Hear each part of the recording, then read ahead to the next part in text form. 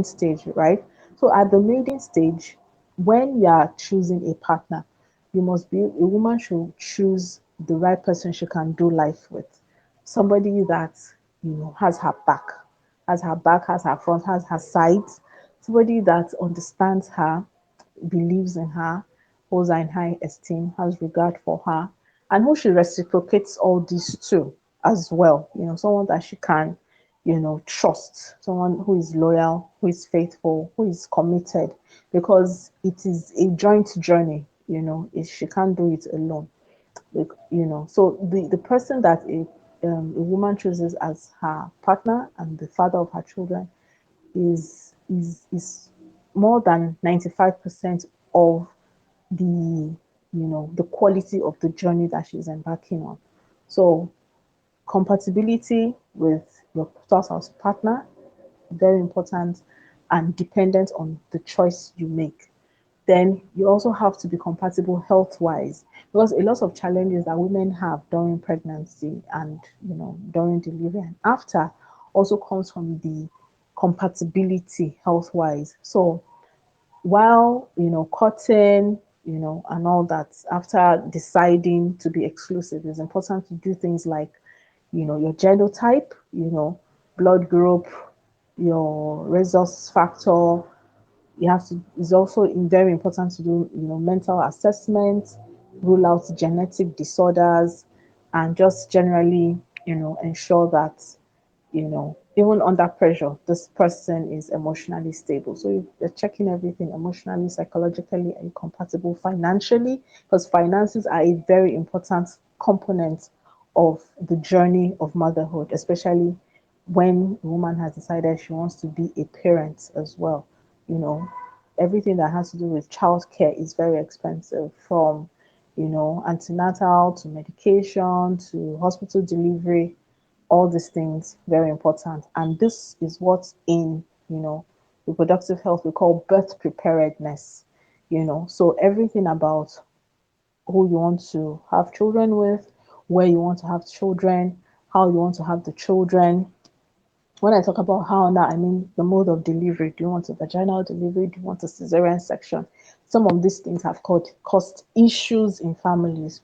We've seen men abandon women and reject them and their babies because the woman had the cesarean section, you know. And all the myths and misconceptions about cesarean sections in Nigeria, so those issues are there, and then how are you going to deliver? Where are you going to deliver? All those things are very important. After delivery, who is going to be with you? Who is going to assist you to take care of the baby or babies? Do you have a source of income? Are you a business person? How fluid or liquid is your business? Is it very well structured, or just doing a small business from home? Are you a remote worker, or you work with governments? Will you get antenatal, what do you call it, maternity leave? All these things, very, very important, in this journey. So it is a journey of planning. It is a journey of strategy. It is a journey of, having a very good structure in place and preparing, you know, mentally, psychologically, emotionally, financially, and health wise. Because if for any reason, two AS people marry each other, that is a lifetime of going in and out of hospital, because there's 5% likelihood that each child that they have might be SS. Some people have been very favored and graced that even though they are both AA, none of their children are A. I mean, they're both AS, none of their children are SS. But then maybe it's just favor. Not everybody gets that lucky. So some of these things are very important when it comes to the journey of womanhood. So we talked about the maiden stage, the motherhood stage, now the matriarch stage. So as the journey progresses, a woman has a 40-year window for her reproductive health, from when she starts her menstruation to when she enters menopause. You have 40 years. So whatever you do in that 40 years, you have to do it right and do it well.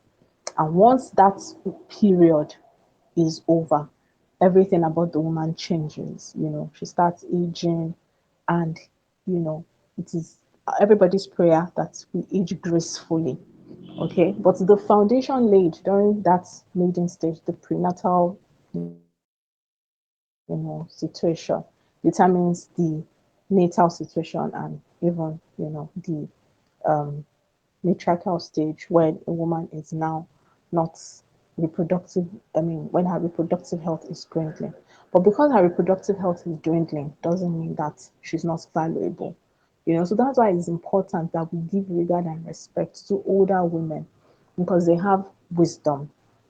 They have the wisdom of years, they have the wisdom of time, they have insights that you cannot get from school, or you can't get from books. It is from experiencing life.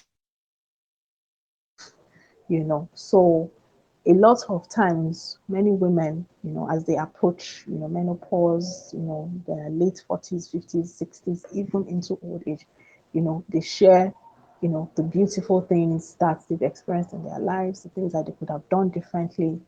And you would see that many of them, if you listen to them, will always refer to the choices that they made when they were much younger, and the paths that they took, what the outcome of their lives have been based on, whether they had an education, whether they had, a source of income, who they did life with, either as their partner or their spouse, and the family life that they experienced, you know, with children or without children, as the case may be, and if they been blessed to be grandparents and all that, how that stage of their life too has changed their perspective on so many things. And along this journey, the most important thing that a woman must always preserve is her health, because health is wealth.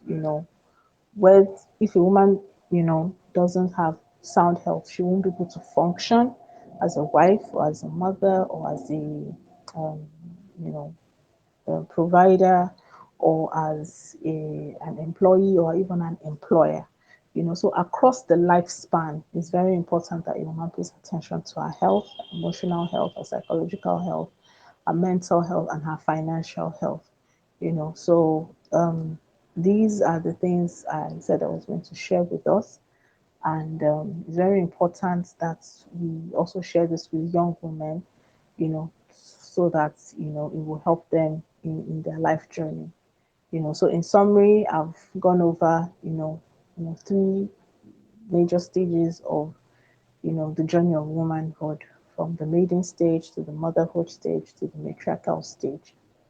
I talked about self identity, self respect, um, self awareness, and self esteem. Very important aspects of being a young woman, because those are the things that a woman carries into the future. If the foundation is very well laid, with good, a functional home setting, lots of love, lots of supports, words of affirmation, and a well directed kind of faith, because it's also important that a woman has a higher authority that she also submits to when it comes to her spiritual life. Those things are important to help women be very well grounded, because it also affects the kind of the way they see themselves, their morality, and the choices that they make. And so that also transcends into their lives as mothers, as a working class person, knowing how to manage their emotions, their family, their finances, handling, workplace politics and dynamics, and navigating through life. Many of these things are very important to navigate through life. By the time you've navigated through life, in occupying different roles and responsibilities, the matriarchal stage is smoother, because at that point you have accumulated so much wisdom and insights and foresight, and you are well positioned as a mentor and as a guide, for the generations to come. So thank you very much for the opportunity, for the platform. I hope we have learned a lot from these conversations. Thank you so much, everyone. Thank you. Thank you so much, Dr. Olukemi. This is a lot to take in. It's a lot to take in at the moment, but I believe Zainab is recording the session so that we can be able to revisit the clip and listen over and over again. Thank you so much once again. Thank you so much. God bless you real good. The next agenda on our program is financial literacy, which is going to be taken by Fauziya. I don't know if she's around. Mrs. Kure, are you around? The next session is financial literacy. So if you're around, you can go. She's around. So yes, I've clicked. You can go You online now, have ma'am. to unmute her. Yeah, she has been unmuted. So you can go live now, ma'am.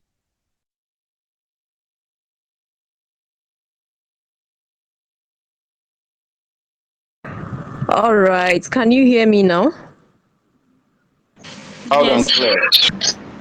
All right. Thank you very much. Good evening, everyone, and happy International Women's Day to all the amazing women out there. We celebrate your resilience, your achievements, your success, for being voice for the voiceless, and every other achievement you've gotten. Congratulations to everyone. All right. As rightly said, my name is Fauziya Abubakar Kure, a financial literacy coach and also the founder, Women Advocating for Gender Solutions and Mentorship. I want to first of all appreciate Mrs. Zainab Mims Home for giving me this opportunity to impact the little knowledge I have, to empower women out there to make the change that they want to see in their lives. Thank you so much. All right, today I'll be talking about financial literacy for women. So why financial literacy? Financial literacy is a crucial aspect of empowering women. Yeah, it is because it is essential that we provide these tools and knowledge necessary to take control of their financial lives. I remember um, I think 4 to 5 years back, I used to work in a bank, and then I think I received 55,000 naira then as a marketer, and then before the end of the month, in fact within weeks, I spend all my money and I start looking for money to borrow. And when I keep borrowing, I keep piling up the debts. And at the end of the month, when my salary comes in, I realize that all I do is make transfers to people out there because I've already spent my salary, and then I start collecting another debt. So I was just wondering, what am I doing to myself? I'm not even financially stable. Like, I received this money, and before then, I received lower than that. At least I was able to manage. And now that the money is a little bit, better than before, I can't even manage my finances. So, in the society at large, women face unique financial challenges. And these challenges can lead to financial insecurity, limiting our ability to achieve our goals in life. You know, so to bridge this gap, we really need to empower women out there on how to manage their finances and also to unlock economic opportunities. I remember I had a woman because in my 5 to 6 years of being a financial coach and also a business development expert, I deal with small, micro, small, and medium businesses, people into those kinds of businesses. And I know there was a time that one of my mentees reached out to me. She said, Auntie Fauziya, I told you I got a grant, but I can tell you now that after 1 month, I cannot write anything. Like, I cannot say this is what I used the grant for. I cannot even see a change in my business.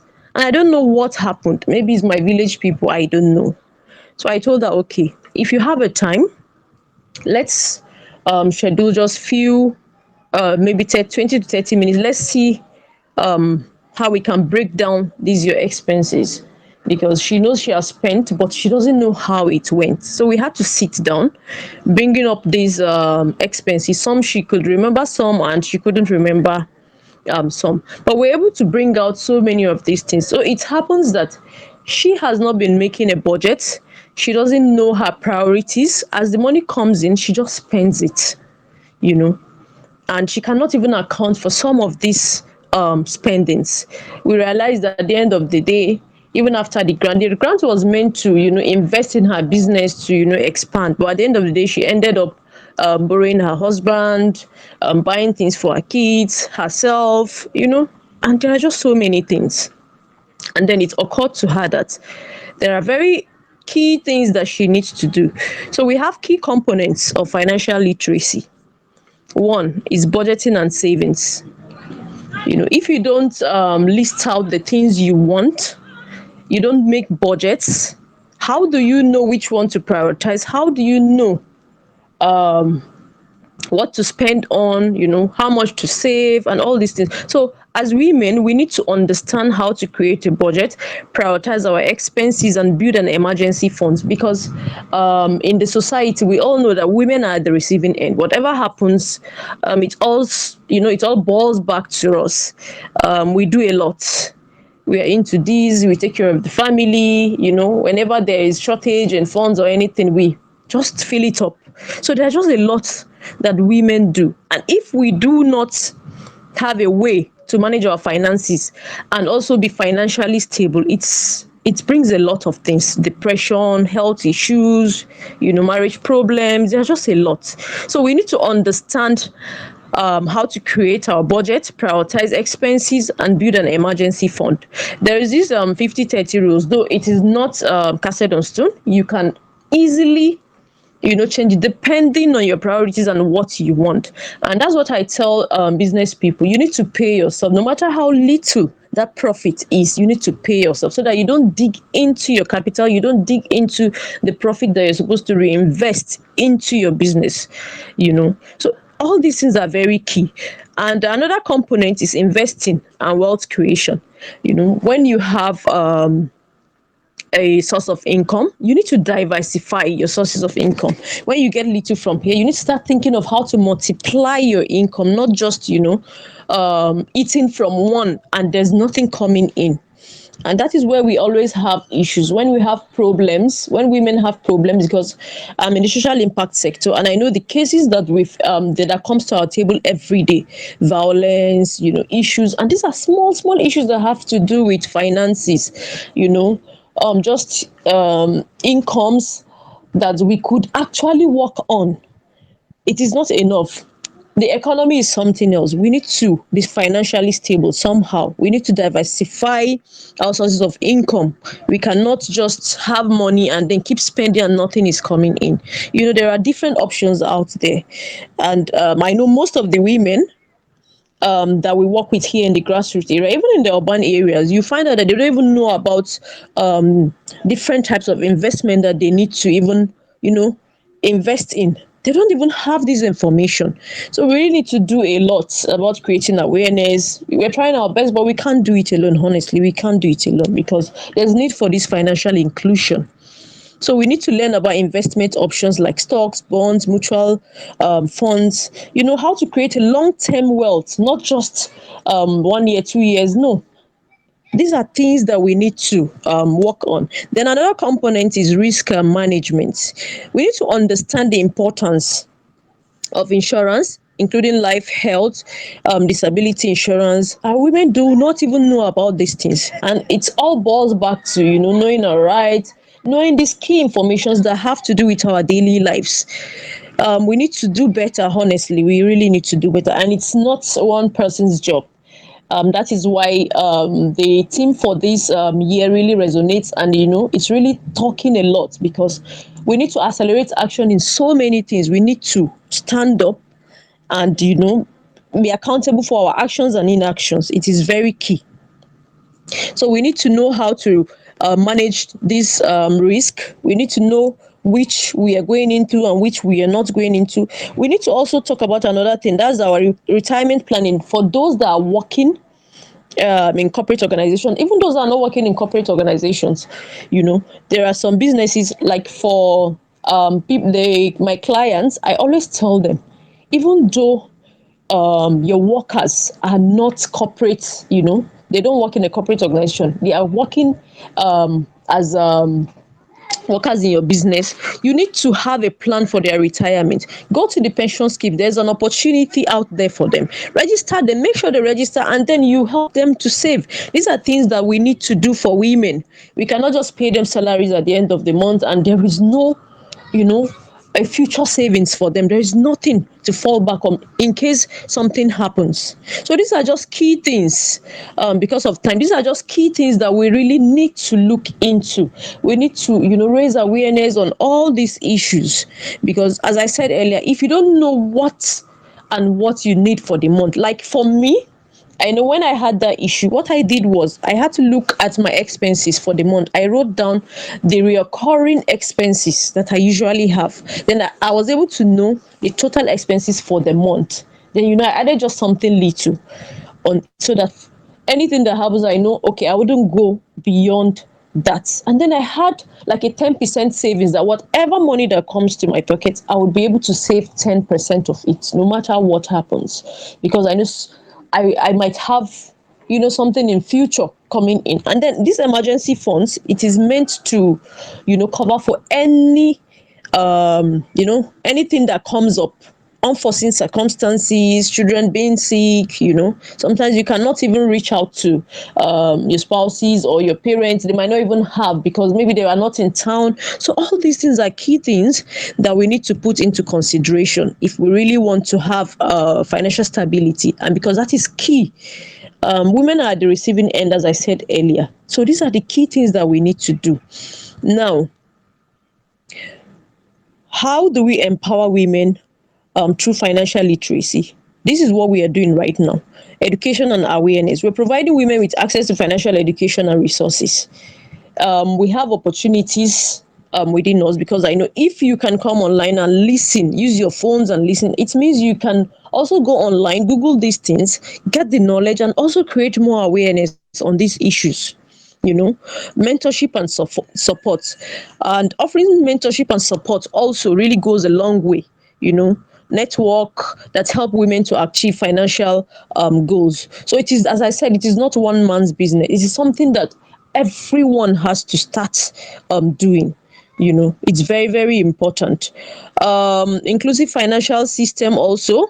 We need to advocate for financial systems that are inclusive and equitable, for women. I just launched a business last year, Fact Strategic Solutions.